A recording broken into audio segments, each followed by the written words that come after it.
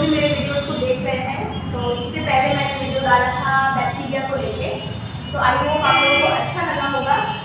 तो गाइज आज मैं आप लोगों को ये बताने वाली हूँ कि टाइफाइड जो काफ़ी ज़्यादा कॉमन रोग है, बीमारी है, बहुत ही कॉमन है और अधिकतर सब लोगों को हो ही जाता है। तो गाइज जो टाइफाइड रोग जो बीमारी है उसके बारे में आज हम थोड़ा सा इंट्रो देने वाले हैं, क्योंकि ये कॉमन बीमारी है और इसके बारे में बहुत लोग जानना चाहते हैं, बहुत सारे स्टूडेंट्स सर्च करना चाहते हैं। तो आप इस वीडियो में अच्छे से समझ सकते हो। मैं इंग्लिश के साथ साथ हिंदी में भी आप लोगों को डेफिनेशन प्रोवाइड करूँगी, ये छोटा सा एक लाइनिंग में क्लियर करूँगी और वर्डिंग में बताऊँगी। तो देखिए गाइस, सबसे पहली बात टाइफाइड आगे सबसे पहले हम ये जानते हैं कि टाइफाइड होता क्या है, ठीक है। तो टाइफाइड जो है वो सबसे पहले आप ये जानिए कि टाइफाइड एक बैक्टीरियल डिजीज है। कौन सा डिजीज है? बैक्टीरियल डिजीज है, जो कि बैक्टीरिया से फैलता है।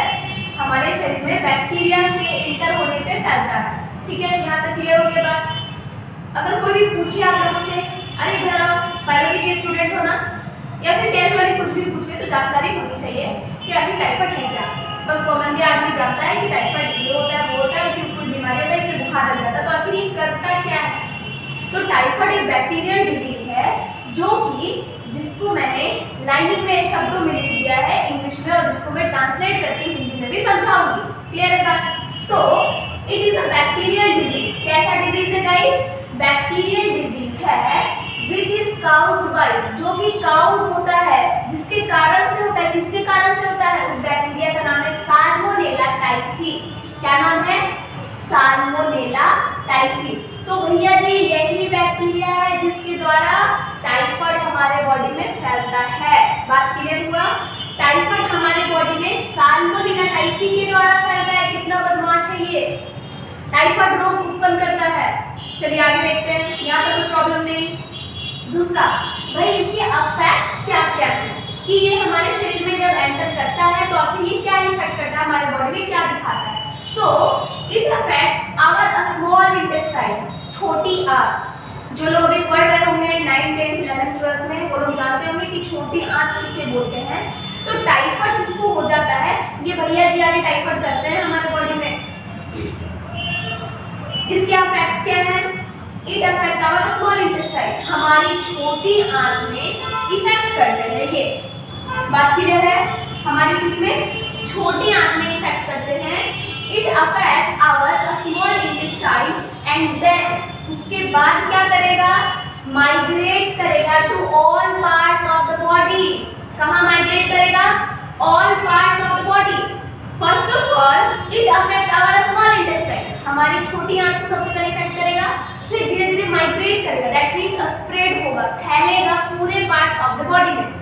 यहाँ तो कोई दिक्कत नहीं है। चलो, सबसे पहले स्मॉल इंटेस्टाइन में इफेक्ट किया।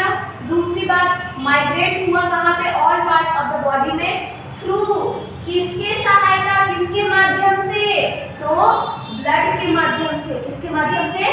ब्लड के माध्यम से हमारे बॉडी में इफेक्ट करेगा। सबसे पहले कहाँ करेगा? स्मॉल इंटेस्टाइन में, और दूसरी बार कहाँ करेगा? All parts of the body. Okay, इसके माध्यम से, ब्लड के माध्यम से। बात क्लियर हो रही है? दूसरी बात, भाई ये ट्रांसमिशन कैसे होता है?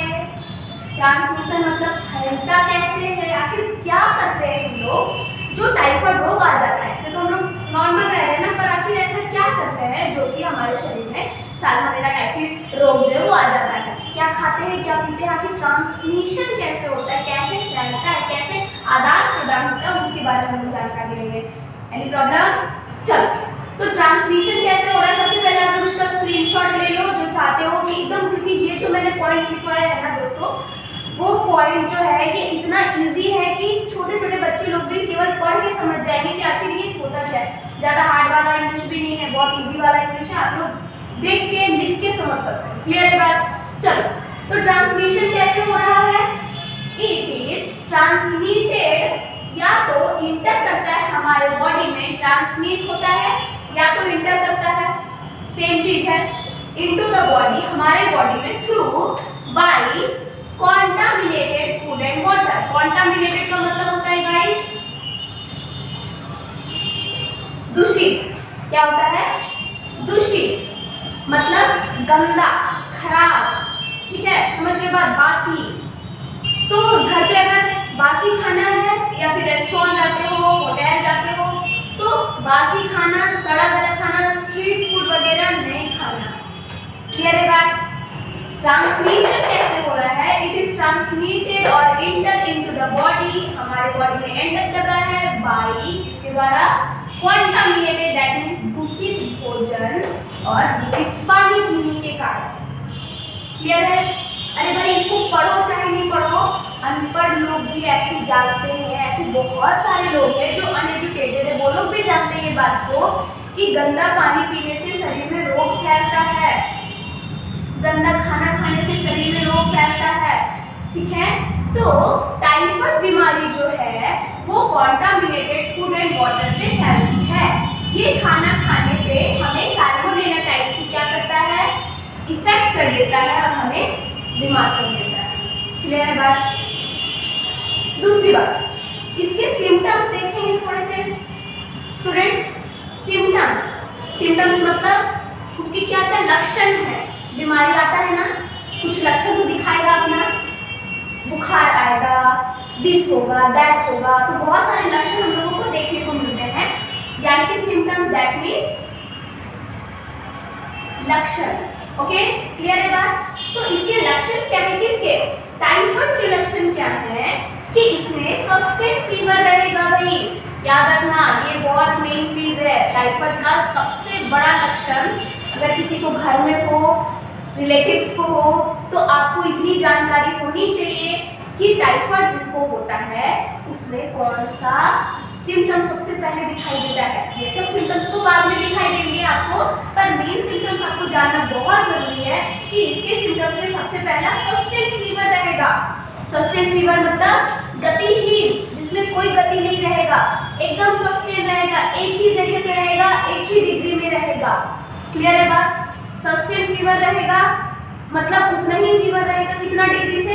39 degree Celsius to 40 degree Celsius, ना इससे बढ़ेगा और ना इससे घटेगा। बात क्लियर हुई है? हाँ, तो टाइफाइड में सस्टेन फीवर रहता है, सस्टेन बुखार रहेगा, गतिहीनता वाली फीवर रहेगी जो कि 39 डिग्री सेल्सियस से 40 डिग्री सेल्सियस तक रहेगी और ना इससे बढ़ेगी ना इससे घटेगी। बात क्लियर हो रहा है? दूसरी बात, सस्टेन फीवर होने के बाद अगर कॉमन फीवर भी अगर हम लोगों को आती है शरीर में, तो आप देखोगे कि फीवर आने पे एकदम शरीर में बहुत ज्यादा कंपन होने लगता है, बॉडी में पेन होने लगता है, पैर हाथ दर्द करने लगता है, ब्रेक बोन फीवर हो जाता है, हड्डी तोड़ बुखार।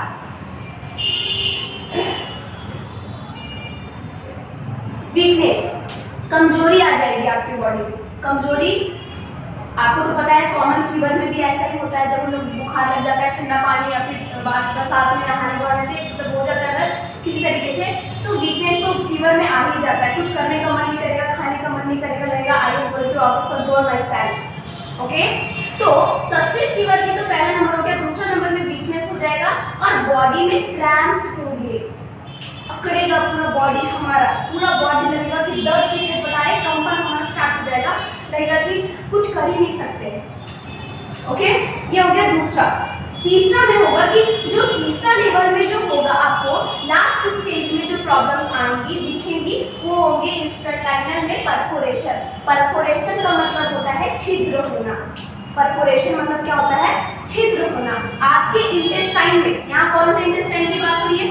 यहाँ से आप मैच करो, स्मॉल इंटेस्टाइन को इफेक्ट कर रहा है, दैट मींस स्मॉल इंटेस्टाइन को इफेक्ट करेगा। तो ये जो इंटेस्टाइन है लिखा हुआ, ये इसका मतलब स्मॉल इंटेस्टाइन को क्या करेगा? उसमें परफोरेशन करेगा।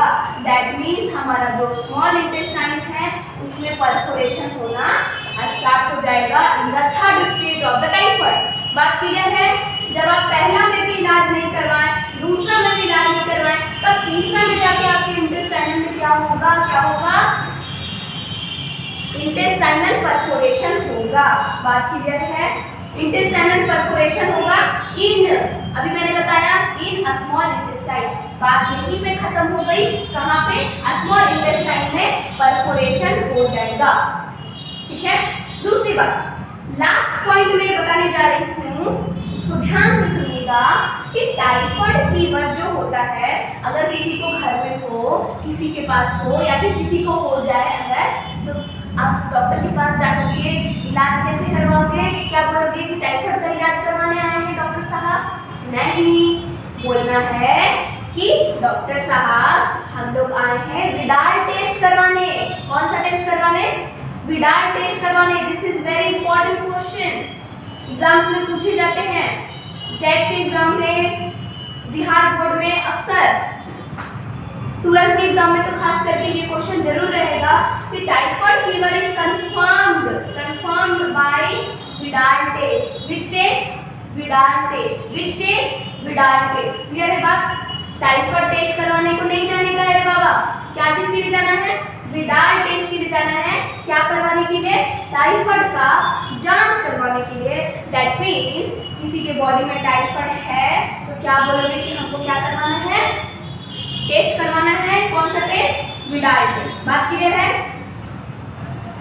तो गाइस आज का मैं वीडियो यहीं पे खत्म करती हूँ। आई होप अच्छा लगा होगा।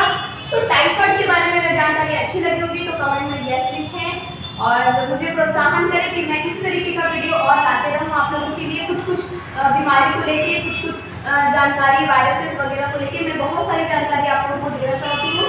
तो अगर ये वीडियो अच्छा लगा हो ये टाइफाइड के बारे में तो मेरे वीडियो को लाइक, शेयर और सब्सक्राइब जरूर करें। Thank you.